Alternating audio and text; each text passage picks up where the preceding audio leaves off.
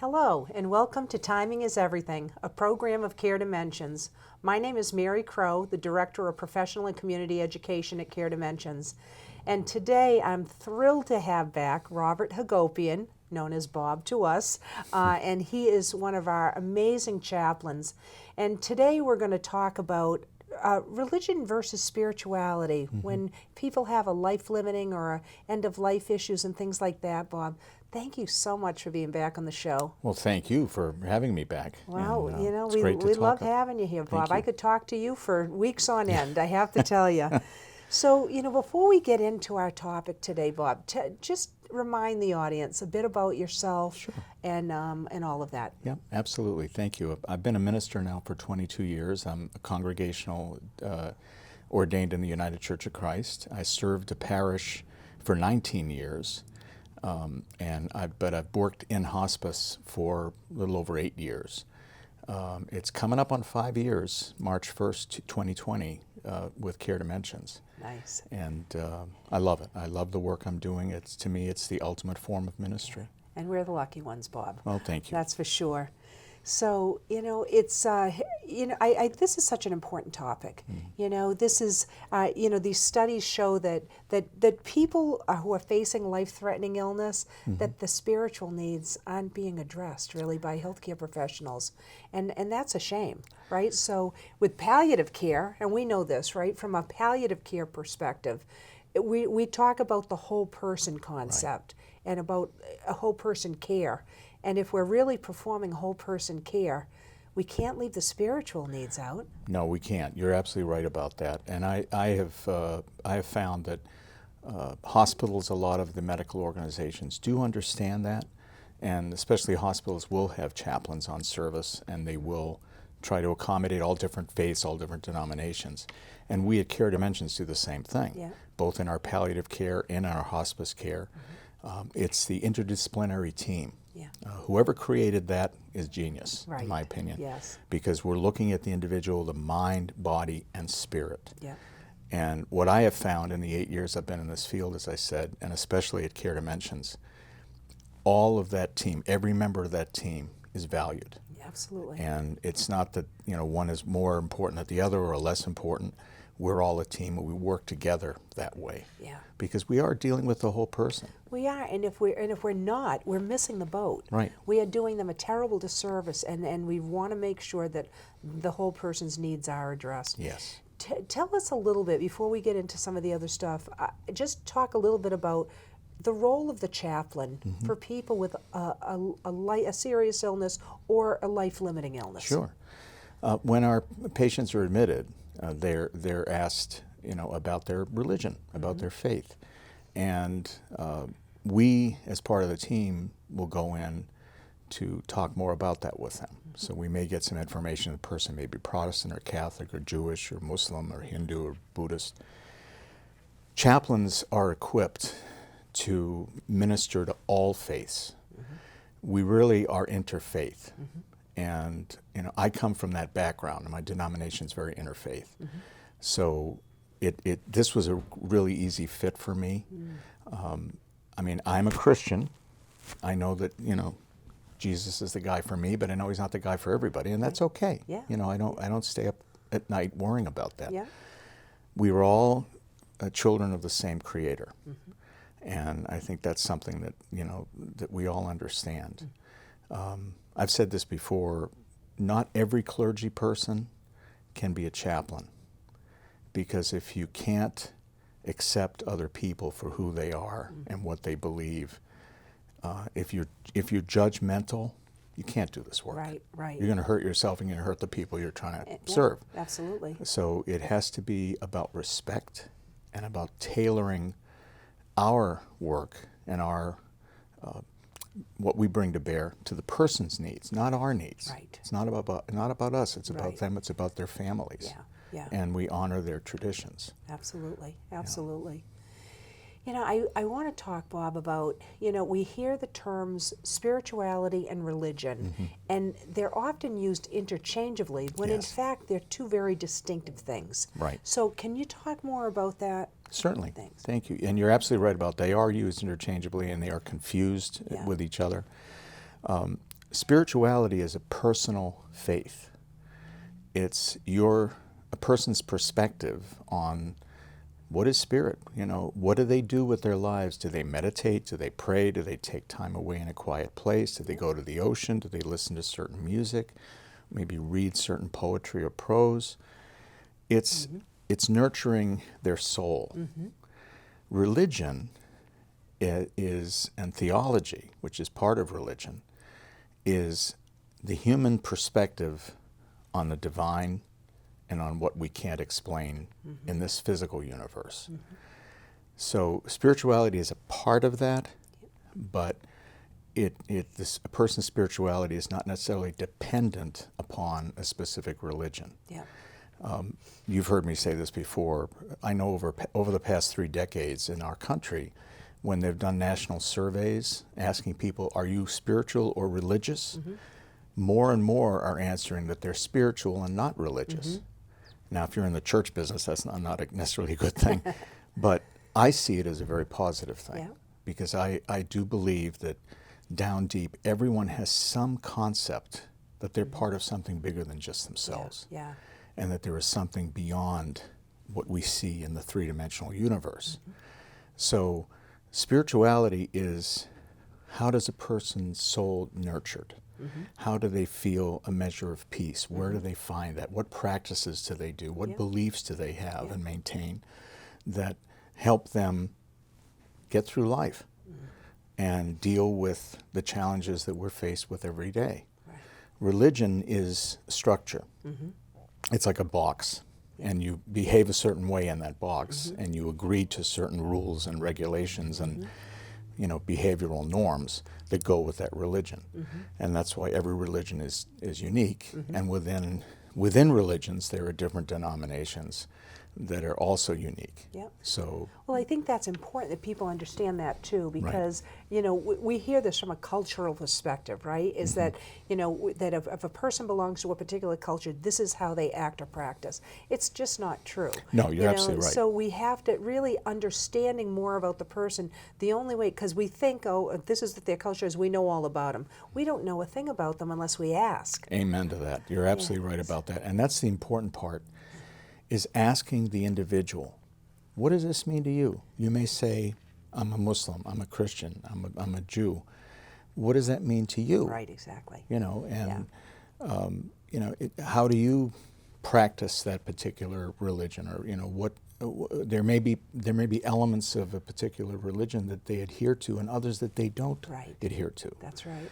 So we are tasked to identify their needs and where they're coming from, so that we can best serve them in the unique way that they need to be served, and not going in and trying to change their minds or turn them into, we're not there to judge. Right. And I think that's something that's universal in chaplaincy, whether it's in hospice, hospitals, the military, emergency services, it's all the same thing. We do not judge.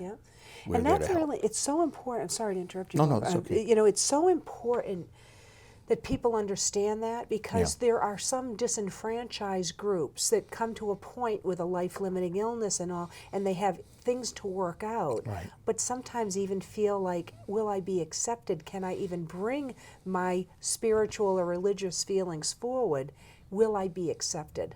Will I feel, and not just tolerated, but I always feel tolerance isn't a good enough word for me. It's embraced.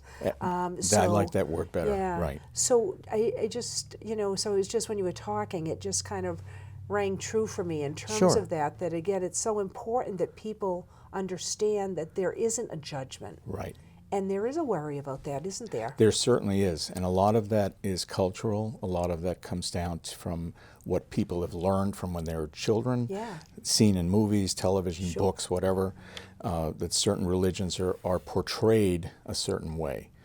And we like to bring fresh air into this and say that, no, we're not here to judge you. You are a child of God, uniquely created who you are.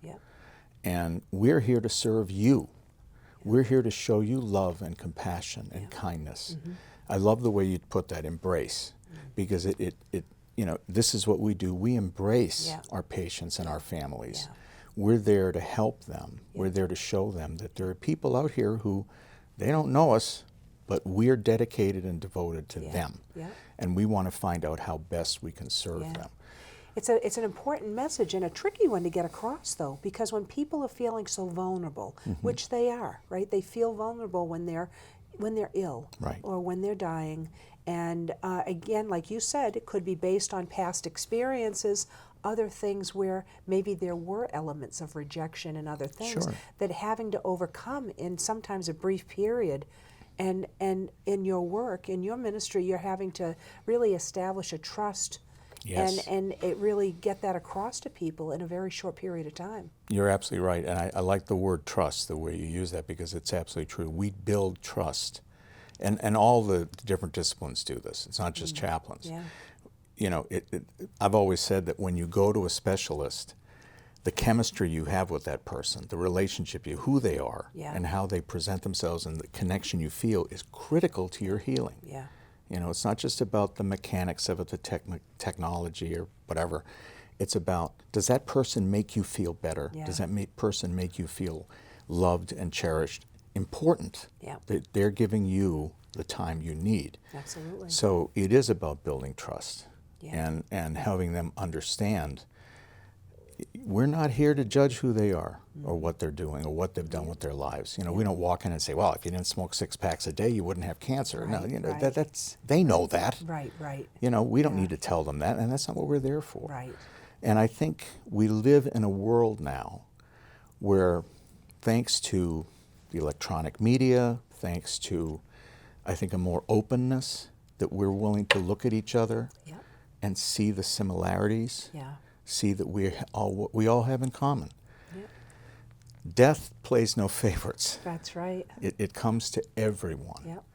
And so we're here to help everyone we can deal with that reality. Yeah.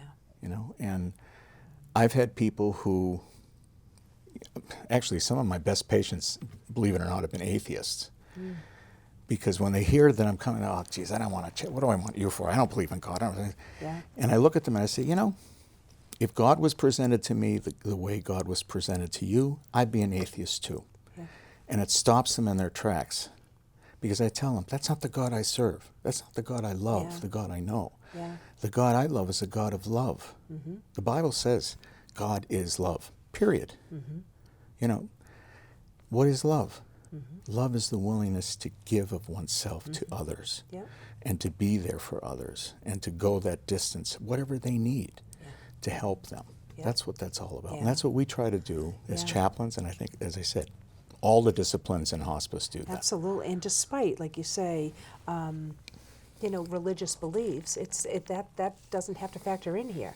So it's, again, the need to feel, we all have we're social beings, right? And we have the need to feel connected. Right. And that's about, like you said, this love and this connection that people need to feel at a time when they're worried about whether people are going to be with them, if they're going to be abandoned, if they will be embraced, if people can even tolerate the feelings that they're experiencing or the Exactly. suffering. Right. And I think that's a big word too, Bob, is the suffering component, right? Absolutely. And how do we help people through this journey? There's all different types of suffering. Absolutely. There's physical suffering, Yeah. there's psychological suffering, and there's also spiritual suffering. And that's Yeah. why, again, the interdisciplinary team is genius.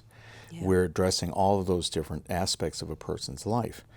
And by identifying their needs and who they are and what their fears are and Yeah.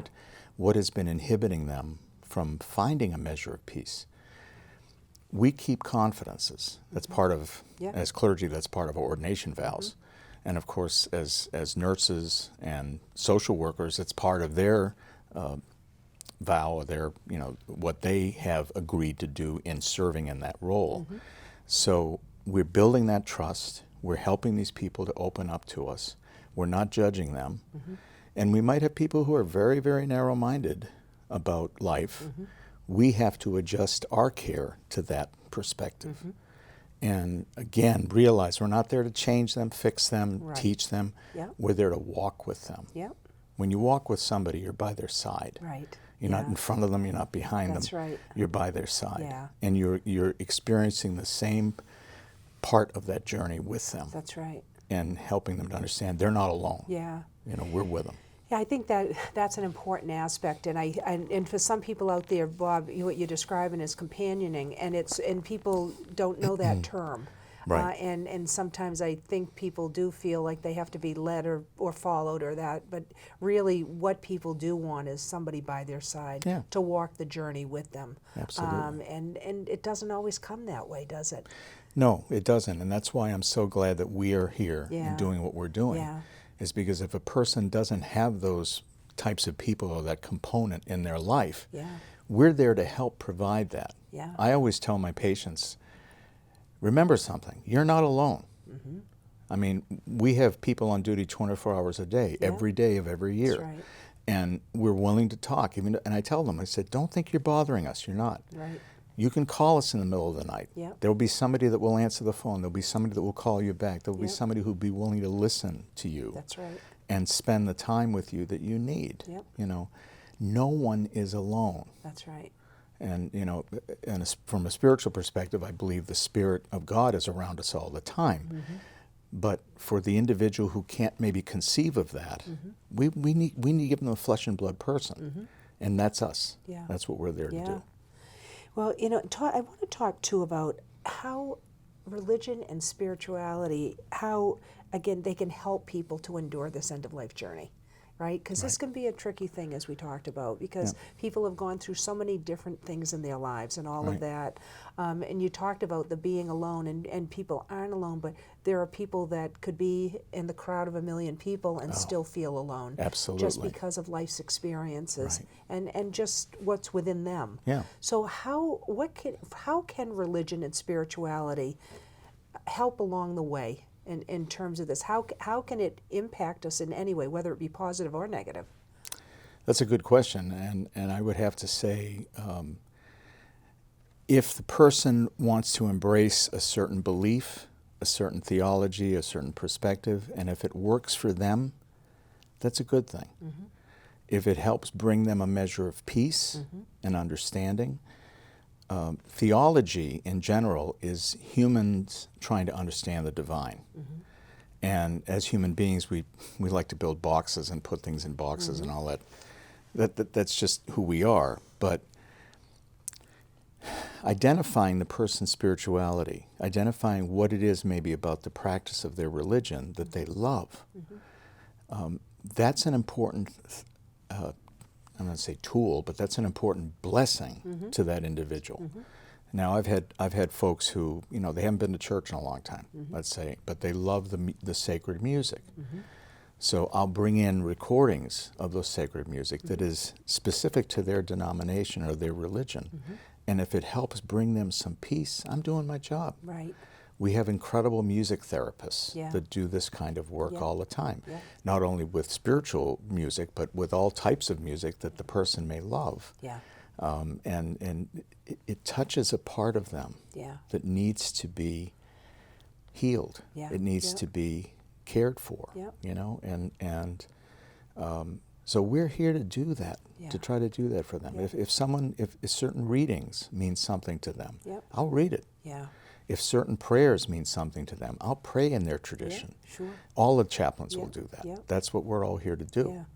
And it's whatever we can do to help that person find strength.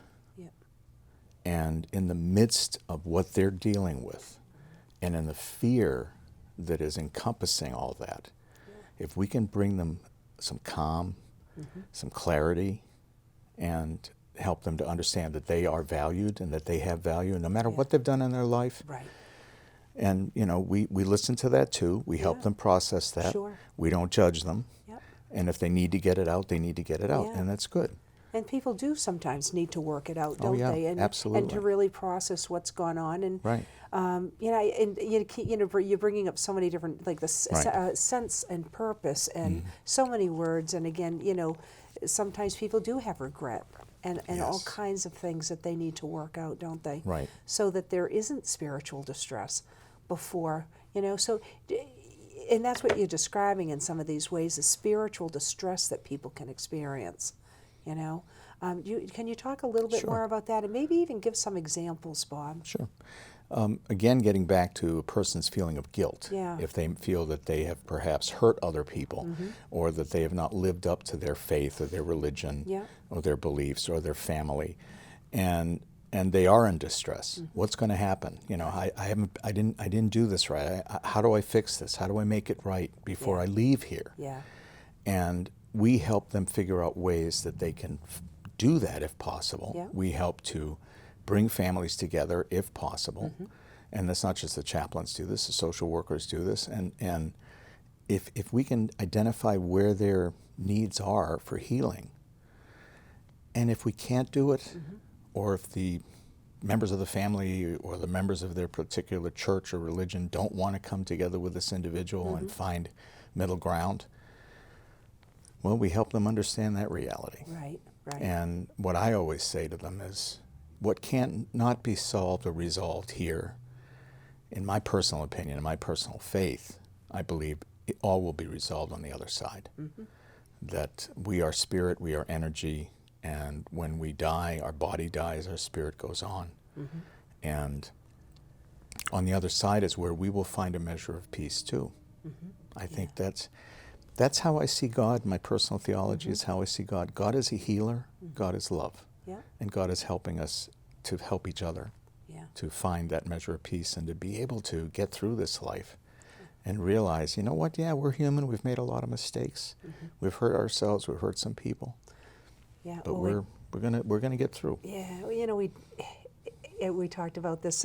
You and I have talked about this topic, forgiveness. You know, you're talking about forgiveness, and I got to tell you, and these are things that do come up, right? Right. About Oh, these things that absolutely. we work out, and you know, it's hard enough to obtain forgiveness from others, but it's even harder to get it from ourselves. Absolutely right. And how does that impact the spiritual journey with the end of life? Right, and that's something that we try to identify. What do they need forgiveness? Are they angry with themselves about something they've done? Yeah. You know, let's talk about this. Let's tell me about this. How does this make you feel? What do you feel you've done right or done wrong? Yeah. And to get to a point where they can understand, we're all human. Right. We're not perfect. We're all Yeah. going to make mistakes. Yeah. We're all going to do things wrong. Sometimes unintentional, sometimes intentional. We're all sinners, to put it in a religious perspective. But there's always hope. Yeah. There's always hope that you can learn from the mistakes you've made Yeah. and grow Yeah. from those mistakes. Yeah. And if you need to reach out and try to seek forgiveness from another person, or look in the mirror and seek it from yourself, we're there to try to help them do that in the Yeah. unique way that we hope they can. You know. Yeah. And as I said, I always tell people, there's always hope. Yeah. You never give up. Yeah. And even if you can't resolve it on this side, you will on the other. Yeah. And you know, and I've seen it so many times, Bob, that you know, when they feel like they have a life-limiting illness or they're at end of life, that that everything kind of comes to a screeching halt. But there's so much opportunity for growth and healing Yes. at this stage of life. Right. And so I think helping people to open their hearts and their minds to that there's a lot to do. And there is Absolutely. a wonderful opportunity here Right. for tremendous growth and healing. Absolutely right. And I think, again, that's the genius of the interdisciplinary team, Yeah. is that we're bringing all these different aspects to bear. The psychosocial, dealing with a lot of that, the spiritual, dealing with a lot of that, the medical, helping them to feel better, to be in a better place so that they can Right. engage these different things. Exactly. You know, it's all part of the same thing. That's right. Yeah. If we don't help with pain and symptom control, Right. how do you work on these very precious issues? You can't, because Right. sometimes, They're all interrelated. you know, I've always said this, bad behavior comes out of pain. Whether it's physical pain or emotional pain or spiritual pain, Yep. it's pain. Yes. And if we can address that pain, Yep. and that's something that we are dedicated to do in Yeah. hospice and Yeah. palliative care, is to mitigate pain. Yeah. And if we can mitigate the pain in all its different forms, Yeah. we can help that person to Yeah. truly heal Yep. and to be able to face their death with strength and confidence and knowing that, you know what, I did the best I could, and Right. I've got people around me that care and they're trying to help me out. Yeah.